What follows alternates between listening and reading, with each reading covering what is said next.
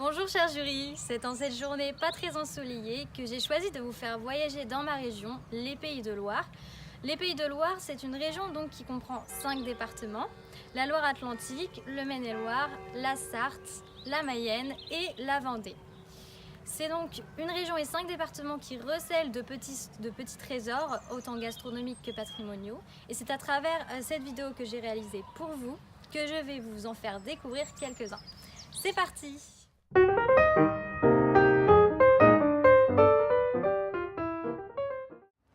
Alors ce costume a été réalisé par Adeline, la costumière du groupe traditionnel Saint-Yann, habitant à Saint-Jean-de-Boiseau, ville juste à côté de chez moi.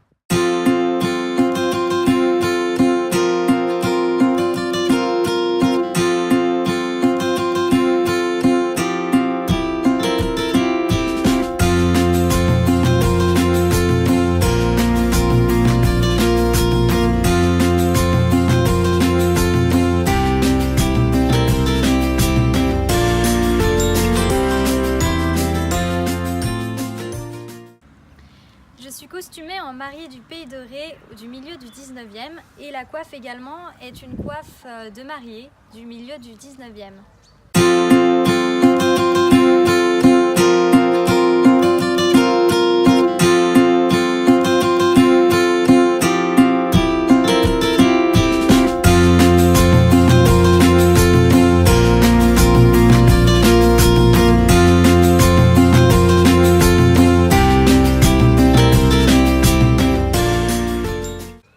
J'ai fait le choix de garder à la robe son caractère authentique et d'ajouter des éléments représentatifs de ma région et des différents départements à travers divers accessoires.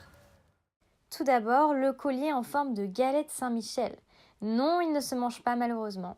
Mais je vous rassure, les galettes Saint-Michel, elles se mangent bel et bien et elles sont délicieuses. Ces galettes sont originaires de mon département de la Loire-Atlantique, donc.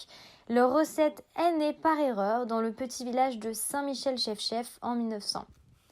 Ce collier a été confectionné par une artisan, elle aussi habitant dans un autre village à moins de 5 km de chez moi. Continuons notre découverte des départements avec ce petit filet à commission qui contient des produits de chaque département de ma région. Tout d'abord, les cernons d'ardoise d'Angers représentent une particularité célèbre de l'Anjou, les ardoises. En effet, l'Anjou a longtemps été connu pour ses ardoisières. Ces délicieux chocolats sont une nougatine enrobée de chocolat teint en bleu grâce à l'indigo. Et ils sont même envoyés au Japon pour la Saint-Valentin. Ensuite, pour représenter le département de la Sarthe, j'ai choisi les rillettes du Mans. Puis, le pays nantais est représenté par les gâteaux lus et BN. Ces deux biscuiteries sont donc des biscuiteries nantaises connues de nos jours internationalement.